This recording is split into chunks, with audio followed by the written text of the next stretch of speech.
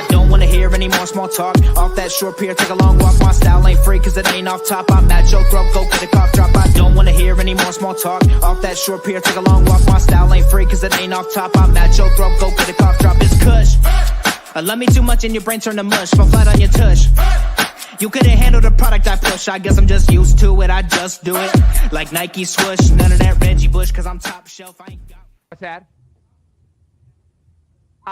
Playoffs? Don't talk about playoffs. You kidding me? Playoffs? I just hope we can win a game.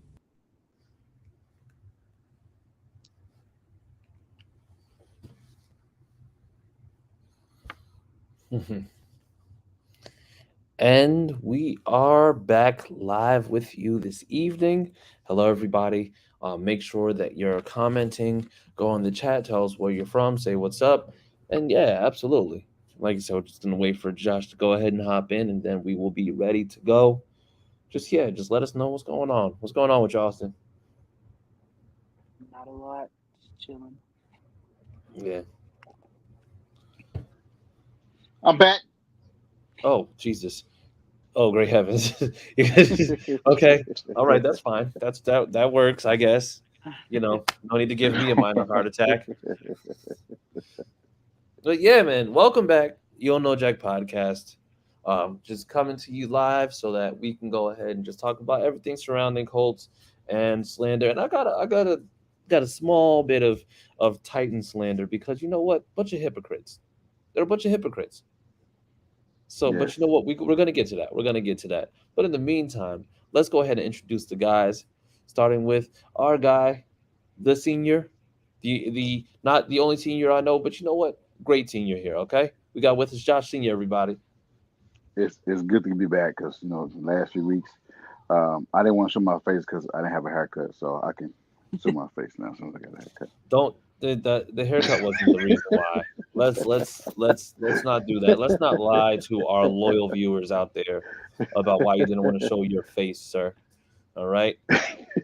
But anywho, then moving on to the silent assassin himself, the man who sends the most immaculate family postcards that I've ever received.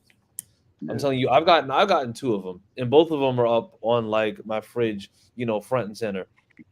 And you know what? It's crazy because my daughter came downstairs and she was just like, oh, okay. And then she's looking at the fridge because one of her friends was here, and she's just like, yeah. She's like, but who are these people? I'm just like, this is Austin and Brianna, and I don't care if you know them or not, but that stays up there. She was like, okay. I was like, all right. You know, it's just like, I'm just letting them know. Just be like, hey, listen, I'm all about it, okay? Exactly. Don't bother it. If you don't know, now you know. Now back off. But yeah. So we do it. So, you know, to that, you understand. But yes, Austin Cook, everybody. Yeah, what's up? I'm Austin. I appreciate it. See? Austin been trolling lately, too. You know, he has been. Yeah, been trolling a lot lately. So I've been keeping an eye on it. I've been keeping an eye on it. I'm going to start calling Austin Loki because he's a low-key trickster. He be just getting these people hopes up, and then it's just like just shoot them down right when it's just like they get to their peak. Like, I love it personally, and of course I'm Chris Jackson. But you know what? That's neither here nor there. But in the meantime, let's just go ahead because you know what? Before we get into topics, I just want to bring up something very, very random. All these years, for like the last 3 years, we've been getting hell from Tennessee Titans fans, telling us that, oh, we're getting old, washed up QBs, this, that, and the other. Mm-hmm. And then a Titans fan has the nerve, has the audacity, as Stephen A. Smith would say, the unmitigated gall, to say, after the Buccaneers lost their playoff game, he said, we'd love to have Tom Brady. That man is 83 years old. Older than any quarterback that we ever got. Yeah, not only that, but the thing is, you mean to tell me that Tom Brady is going to go from the Tampa Bay Buccaneers to the Tennessee Titans, who in no way, shape, or form anywhere near as talented as that Bucs team, and he's going to say, you know what, I can win with this team. Yeah, they're trying to have this connection because of Mike Vrabel, but yeah, like you said, they're a bunch of hypocrites. Now, go ahead, Austin. I can speak after you. No, you're good. I was just gonna say they also said something about Aaron Rodgers. A couple of them shared the photo of him in a Titans jersey. Pathetic.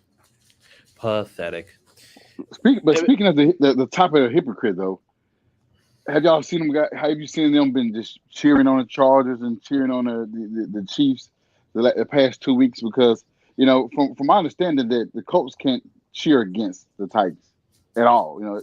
It's called dick riding, or we're preying on their downfall. Now, since they got swept twice by the Jags, they want to root against them because they eliminated them from playoff contention, and now the world's in full circle. Going back to my original point, they're a bunch of hypocrites. I mean, let's just call it how it is. This is the same fan base who literally started puffing their chest as soon as they even remotely got good. Like they accused us of laughing at Marcus Mariota when he got hurt. That didn't happen. They accused us of saying that Derrick Henry was trash. It's just like that didn't happen. Like everything that they've tried to project onto us is everything that they've done in the same time. And yet here we are after they got swept and they're trying to talk trash. Somebody had the nerve to say the Jags were trash and was just like, how did they sweep you? How did they sweep you? Well, we were injured. It's just like, y'all were just as injured last year and y'all went 12-5. And now all of a sudden you go 8-9 and now injuries are the injuries can't be an accolade last year and an excuse this year. So I don't want to hear that because that's just trash. Yes. So, but they what? move goalposts. Oh, more than any fan base I've ever seen. They move goalposts more than Tennessee after they beat Alabama. We're not talking. I'm gone. See y'all later. Oh, my bad, dog. Open wounds. I get it. Yeah, I haven't passed them up yet. It's still open. Once we beat them next year, then I'm good to go. If you beat them next year, we will beat them for another 15 years. All right, moving on. So now moving on. This has been a very, very busy week. A lot of head coaching. I'm going to say candidates. Now that we're officially in the period where they can go and they can talk to OCs, DCs, talk to eligible candidates. We had our first round of head coaches, but prior to that, let's be honest, we were kind of scared. Mm-hmm. Because we didn't know whether or not certain things would happen. We would have to wait till Monday, but CJ Stroud officially declared for the NFL draft. He did. So how are we feeling? Are we relieved? Do we kind of feel indifferent? How do we feel now that we know for a fact that he's actually going to be in there and there's a shot?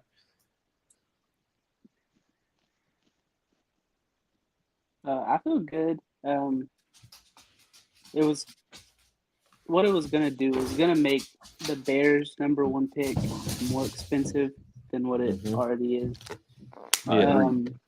And it just takes one of the top three quarterbacks of this draft class.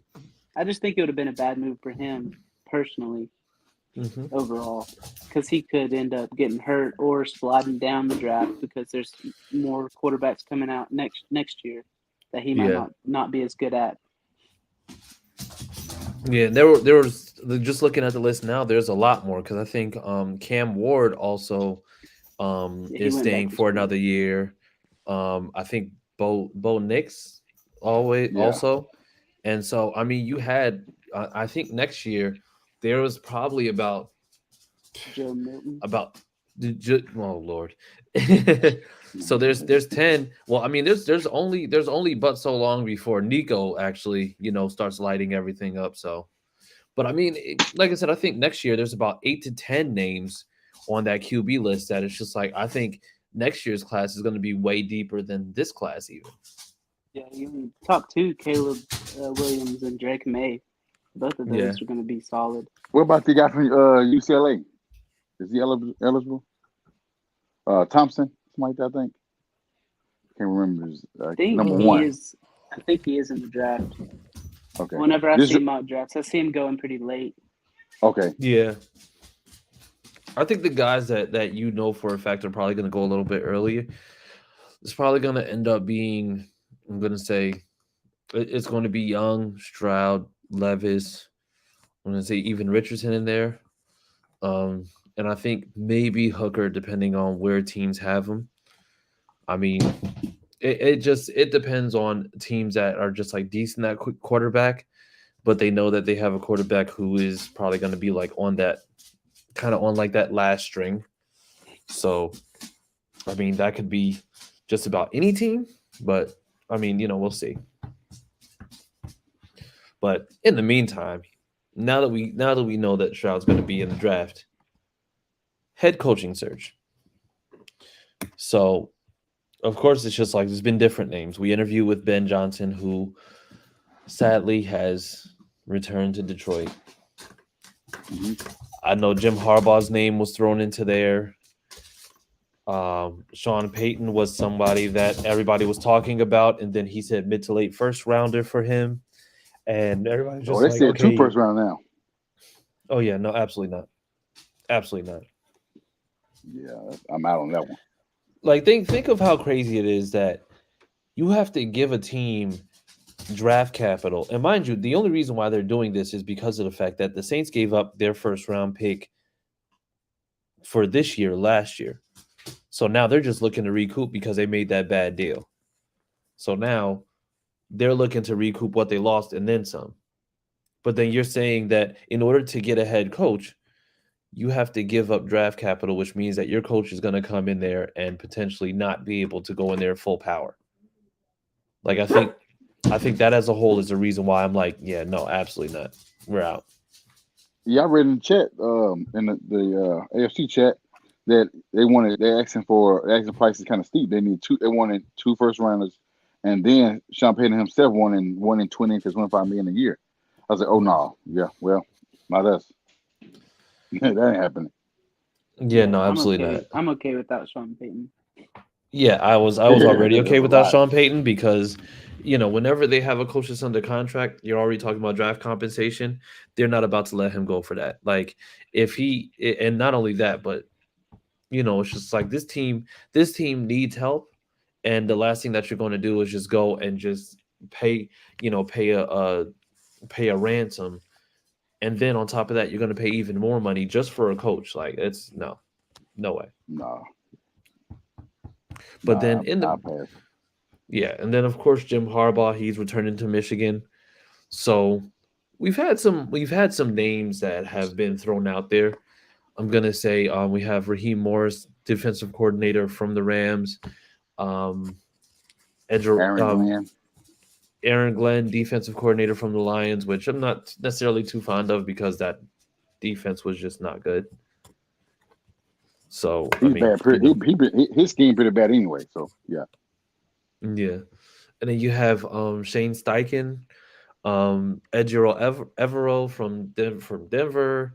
I'm going to say there's been a few different names that have been put out there, but honestly, who were some of you guys' favorites so far? Yeah, my favorite is Frank Wright.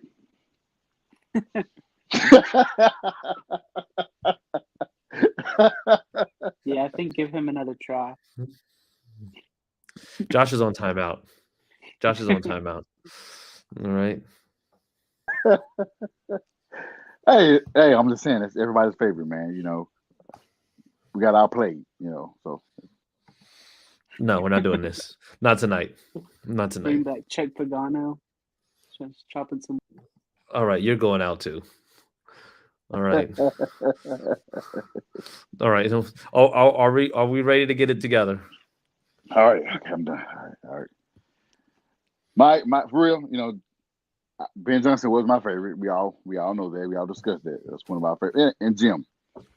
But from the looks of it, my favorite is nobody has probably expected is Raheem Morris.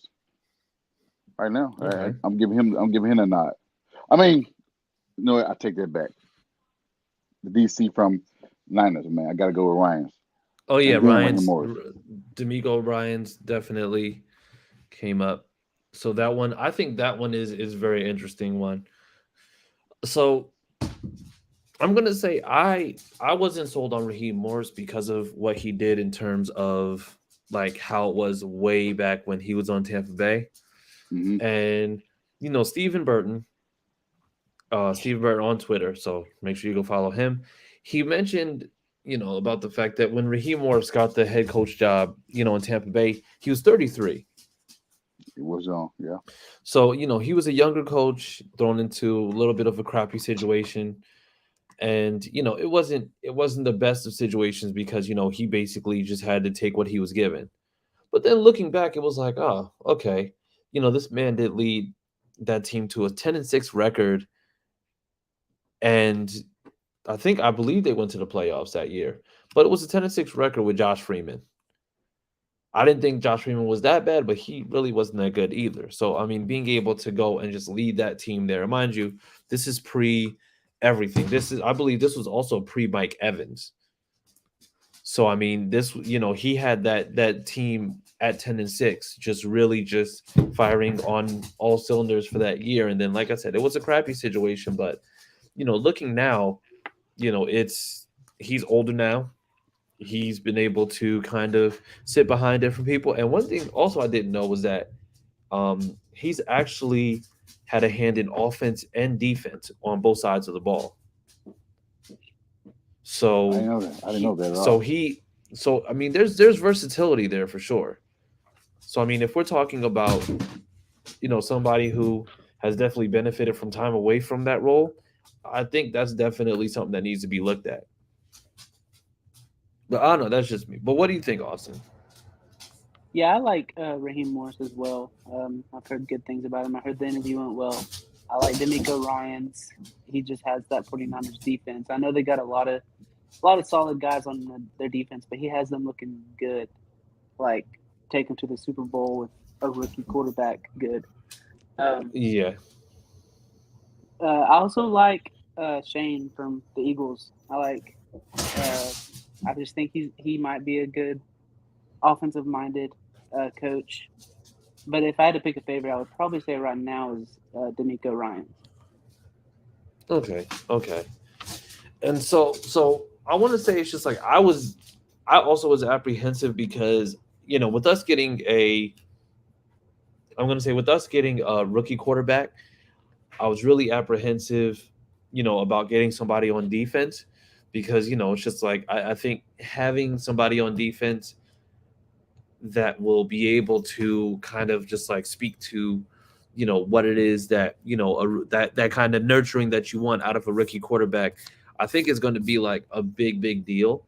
But when it comes down to it, I think it's just like we'll probably end up with with somebody who's like more of a defensive minded coach, because at this point you kind of have to roll with what you have. So Yeah. Y'all talk about the best head coach for Levis, ain't it? You know what, Morocco? I'm going to tell you straight like this. Y'all need to be worried about whether or not your new offensive coordinator, whoever this may be, since y'all are going after Eric Bieniemy to get the exact same role that he has in Kansas City for some reason, would be good with Tom Brady. Tom Brady at all of 92 years old. No, they're trading for Jimmy G since they got the pro scout from the Niners. So they're gonna trade for Jimmy G. Well, I mean, let them tell it. They're trading for Trey Lance, which, I mean, good luck. But I don't see that. But good one though. I mean, I want to say it's just like I believe that y'all will be able to do something. I didn't say win. I just said do something. So take that with a grain of salt. But anyways. Oh, and by the way, I saw you eat that mayonnaise live. So and you look like you enjoyed it, like most Titans fans do. He celebrated this shit. He celebrated it. Like the thing about me is that it's just like he lost a bet and had to eat mayonnaise as a punishment. But the thing is, to them, it's just like if they have to eat mayonnaise, is that really a punishment? No, It's like eating ketchup. It's like, hey, if you lose this bet, you have to drink this fresh cold bottle of beer. Sure. Please don't. It's like, oh no, don't hurt me. Don't hurt me. Let's make it two. Like, it's just like, it doesn't make sense. He said, Vrabel going to die on the hill of Tannehill and Henry. That he is. You're right about that. Yeah, you're right. Yeah. He's going to die. Mike Vrabel's going to die on the Tannehill. So there you go. Take that as you will. That's what's going to happen. But in the meantime, I mean, right now, so I'm going to say, it's just like, let's just say if we chose not to go defense at all, for your defensive, or for, let's just say if you want somebody that's more offensive minded, who then do you have in mind since Ben Johnson is completely off the table?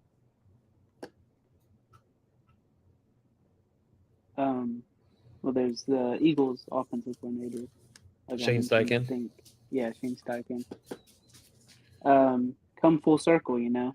We gave them their head coach, they can give us ours. If it's up to Sirianni, he might not. You know how much of a Frank Reich fanboy he is. Yeah. Yeah, I'm going with the OC from the Giants. Oh, Kafka? Yeah. Okay. I like Kafka. I like what he's done, but I don't know. Something about him. It's just hard like it's hard to ignore that when after he done with Danny Dimes. It's kind of hard to ignore that. It's really kind of hard. Yeah, I'm going to say it's just like I'm along the lines of, if he can make Danny Dimes look good, then he can make anybody look good. But then again, it's just like, how will that translate, especially with like the way that teams are playing offense now? Because then you're going to move into a head coach role, and then he's going to have to promote somebody. Yeah, and like all year, their offense has been run through Saquon.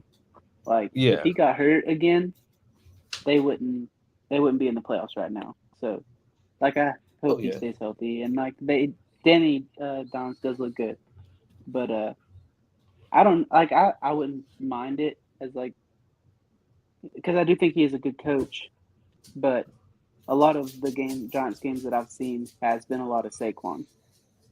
Yeah, and we have JT, but we want to be more balanced, I would think.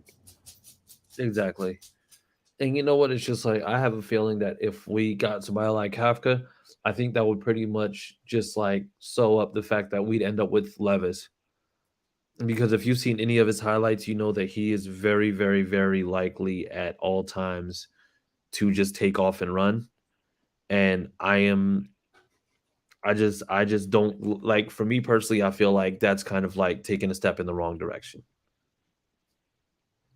Yeah, at least with CJ, he doesn't want to run. He wants to pass first.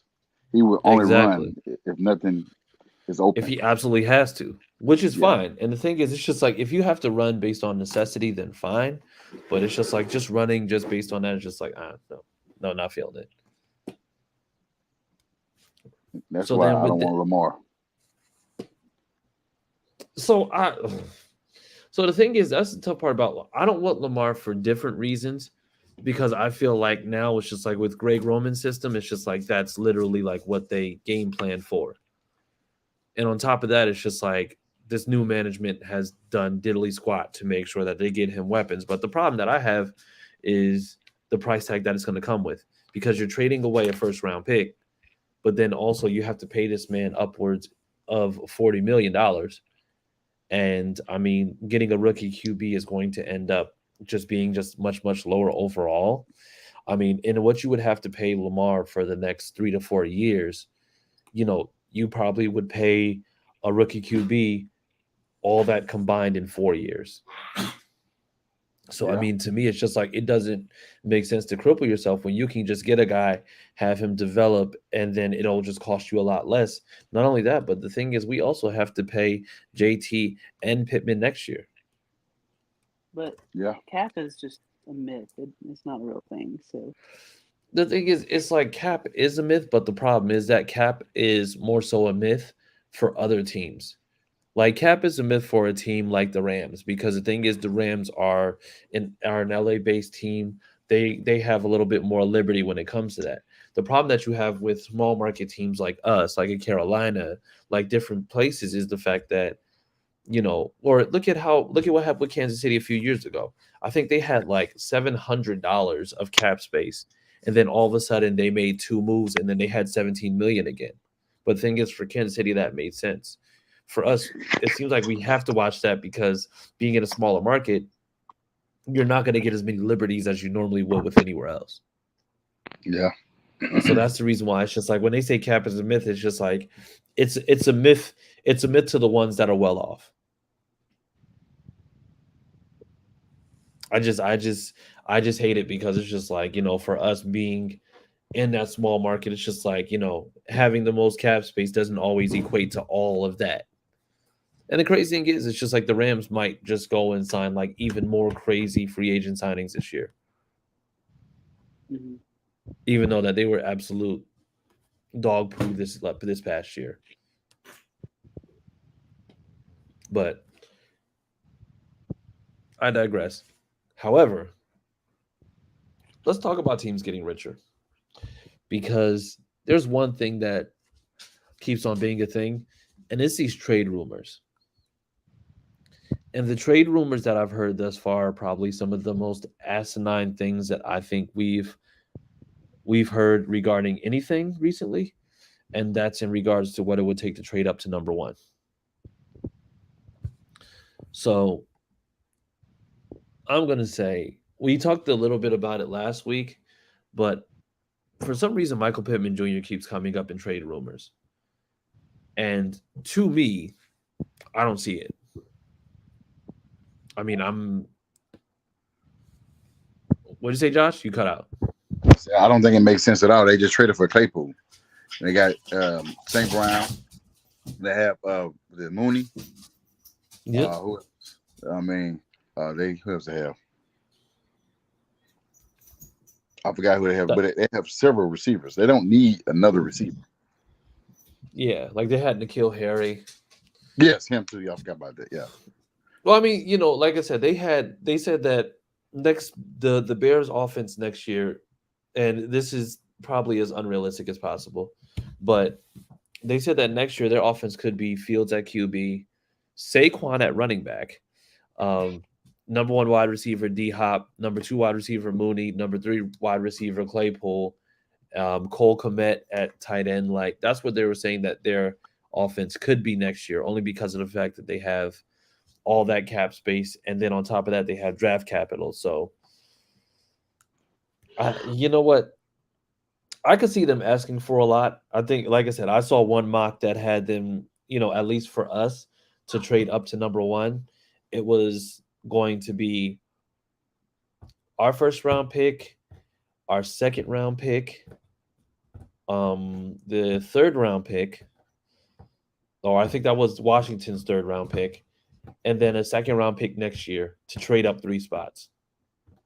But I don't know. Hey, I mean, I've seen some things. What have you seen, Austin, in terms of just like what have you seen with rumors or trade rumors, at least updated now? Yeah, I saw the one about Michael Pittman. I just think Bears fans feel like there's the next Peyton Manning in the draft, and their pick is worth more than what it really is. Yeah. But yeah, I agree with you. I don't think we're including Michael Pittman in a trade with the Bears for the first pick. Yeah, we're not including wide receiver one, which he is. I don't think we need to. I mean, with CJ coming back, well, it's not coming back. With CJ declaring, I don't see a reason to trade up unless they feel like the Texans is going to, draft him. Yeah. But even then, I don't know about you guys. Not being a homer, but I would be okay if they do get CJ and we end up getting Bryce. I just think he needs to add some weight to him. Yeah, I like Bryce Young, but I saw a lot of people that know more than I know about the inside stuff Yeah. That Chris Ballard doesn't like Bryce Young because of his size, because of the Small. size. Yeah, small. and they like Levis better than Bryce Young. And I really just don't want Will Levis. I don't think Levis is a top 5 player. I don't think that he played top 5 level. I think he'd be a reach at 5 or at 4. I'm sorry. Me too, but it could happen, and I've been trying to prepare myself. I wouldn't be mad. I mean, I know you guys, well, mainly you said that just don't like him. I did mention that he has some similarities, just a little bit, of Andrew Luck. Maybe just because because I miss him. But I mean, can't pass up on CJ or Bryce. I mean, I don't know, man. That's just me. I wouldn't take Levis over either one of them. Yeah, no, I absolutely not with Levis, because I mean, like I said, they released that mixtape of his, and it was like 20 minutes long, and I'm watching, and it's just like when the pocket breaks down, he basically just becomes he becomes, how do I say it? He becomes a great value Lamar Jackson. Like the pocket breaks down, it's just like he's not looking for like the open pass, or he's not letting plays develop. He's automatically trying to take off. And the thing is, he's not super agile. He's not like super athletic when it comes to that. He can run a little bit, but I mean, just watching him play, it's just like it's not the most. It's not the most impressive. concerning thing. It's not impressive, because the thing is, for me, it's like for him to be mentioned as much as he is, I'm questioning. It's just like, what are you seeing that we're not seeing? Like the numbers are not good. If you watch it on tape, they're just like, oh, the talent around him is bad. It doesn't matter. It doesn't matter. Like what you talk about, the talent around him is bad. If the talent around him is bad and he still can't make plays, then what does that mean? That doesn't make him a top 5 quarterback. Yeah, if we didn't get a quarterback in the top 4, we end up getting something else, and maybe a second round, or maybe I wouldn't mind getting Levis then. That means we went offensive line or offense or whatnot, or best player available, and then we end up getting a quarterback out. And if Levis is available, then I wouldn't pass up him. Because it's something about Hooker that Hendon Hooker I'm worried about when it comes down to the injury and his age, but I like his talent. Yeah, I mean, for me, it's like I said, having been able, because I think this season I probably put like a lot more into watching a lot of college football. And the one thing about Hendon Hooker is it's just like he has the means to be able to run. But the thing is, it's just like he uses his mobility to extend plays for passing. Like he's not somebody who is just automatically just going to just take off. And that's why it's just like the injury. I mean, the ACL injury was a freak injury. It's not because it's just like he's like super reckless or anything like that. It just really just came down to the fact that it was just like that was one of those things where it's just like it was very similar to what happened with Joe Burrow when he tore his ACL in his second year. Right. Like it's not necessarily to me about the fact that he, he's a little bit older, because the thing is, I think it's just like that comes with a little bit more decision making. But the thing is, now it's like, if we're going to be completely honest, look what's happening with Daniel Jones right now.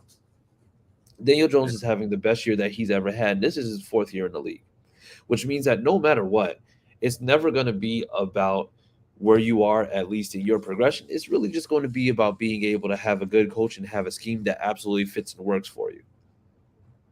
Because I'm going to be honest, it's just like I am very still much optimistic about this offense because of the fact that we do have the pieces. Of course, you need to fix the O-line, but the thing is, if you get the right coach in there, the scheme can absolutely go and just take over and make up for the flaws that you may have roster-wise.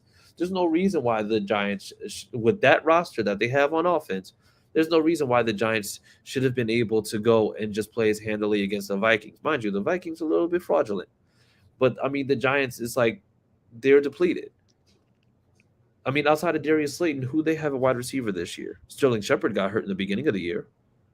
Is it Kenan Galloway? Is he still there, or is he hurt? Sir, he's not hurt. He stinks. All right. They said that man needed 76 catches in the last regular season game of the season to get a $750,000 bonus. Now, mind you, if he needed 76 catches, that means that at some point or another, he's not getting all the catches that he's supposed to. And as a matter of fact, I can actually pull up Kenny Galladay's stats right now for the season. And I can tell you that he's a much better blocker than he is an actual wide receiver. So that man this year, the receiver we had at one point that played one game and then didn't play the rest of the year, or didn't even re-sign with us. What's that receiver we had? He was our receiver 2. what year? The Lions made him a tight end. Well, he can't, and he went to the Packers. Oh, Funches, yeah, Devin Funches. Yes. So Kenny Galladay for the year had 6 receptions for 81 yards. 60 or 6? 6. That's the number that goes after 5 and it is before 7. 6. Oh, that's not a very good year. I'm shocked. Yeah, that's wow. Yeah. Wow. So mind you, Sterling Shepard was hurt. Kenny Galladay was absolutely useless. So that means that you had Darius Slayton and Isaiah Hodgins, and yet Daniel Jones was still able to go and just do what he's been able to do, given the circumstances. And here we are now talking about the fact that it's just like he's one of the few QBs that's actually having a great playoff run so far. That speaks to scheme. So if we're being completely honest, this is what we're looking at when it comes down to it. This is why nailing the head coach search could mean that you actually are getting a rookie QB off to a great start. But once again, it just all depends on whether or not it's just like you're ready to take the leap and that you get the right guy. Because the wrong guy, you end up with Nathaniel Hackett in Denver. That was terrible. Yeah. So be warned. I mean, you got to mention what's his name too. The guy from in Miami. He could have cost. Well, they did lose anyway, but the guy he had bad management as well, and was reported fired. If he had lost the last game in the playoffs. I mean, last game regular season, they lost to. I forgot who they played. The Jets. Yeah, had they lost to the Jets, he would have probably been fired. But I think they won like 9-6. Yeah, I mean, it's a possibility. Yeah. No, Morocco said it took weeks worth of preparation to eat that mayo. It definitely ain't a regular thing. That's a lie. That's a lie. That's a lie. That's a lie. And then Cody Blankenship says keep Saturday. Yeah, absolutely not. Absolutely not. No, it's not going down. But so speaking on that, and like I said, this is us basically wrapping it up. Do we see us going with a new head coach within the next week or so? I don't think so. I think it's going to take a little bit. Okay. But if they do, who do you think is going to be, Austin? If they sign somebody like this week. Yeah.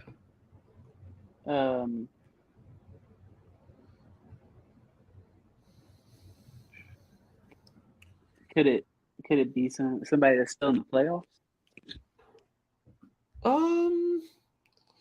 It can. I think once they're eliminated, yes, because they can technically interview during this time because they only have like a certain window. But let's just throw it out there. Who do you see potentially doing that? I'm gonna say Raheem Morris. Okay. What about you, Josh? I agree. Have they? There was. They was. I wouldn't say in a hurry, but they have to pick one. It would be him, because the other guys would be in the playoffs here, and it would be kind of hard for them to be selected as head coach after they're eliminated. So that's probably why they're waiting until February to make sure everybody is out. Okay. Mm-hmm. Yeah. And then Cody Blankenship says who's out there worth hiring. D'Amico Ryans. D'Amico Ryans, Raheem Morris, Edro Evero. I mean, Shane Steichen. There's a bunch of names. Then he says Byron Leftwich is available, who actually, that's very interesting because, I mean, he was probably one of the hottest names last year, which I think he probably got the same deal that Marcus Brady got where he just got scapegoated. Yeah, definitely that. He definitely got scapegoated. I wouldn't mind having him either. I wouldn't mind having him. That'd be perfect. So yeah, they should get they shouldn't have to request him. He should be available since he got fired. Yeah, he's available. Okay, yeah. And their season is over anyway, so. Hey, I wouldn't mind interviewing him and him being the head coach. Absolutely. But so other than that, hey, listen, that is everything for us tonight. Of course, we are not in the playoffs because, everything was bad. But Got the fourth pick. yes, we got the fourth pick, so that's a good thing. But in the meantime, guys, tell the people where to find you on social media. Starting with you, Austin. Oh yeah, you can find me on Twitter at CookieAustin2. All right. You, Josh? Find me on Twitter at I am Josh Senior. All right. You can find me at CJ Colts Fan. Make sure you're following the podcast pages at YDKJAC Podcast, at YDK JAC Baseball, and at YDK Basketball. All right. And so with that being said, people, we will see you next week. Make sure that you tune in. Like I said, I think we're probably going to be ending up moving to 9:30. If we do, there will be a formal announcement only because, like I said, it goes a little bit later. And in case I do have any more health issues, then it gives us a little bit more time. But in the meantime, people, have a great night, and we will see you next week. Oh, and Sam loves Jalen Ramsey.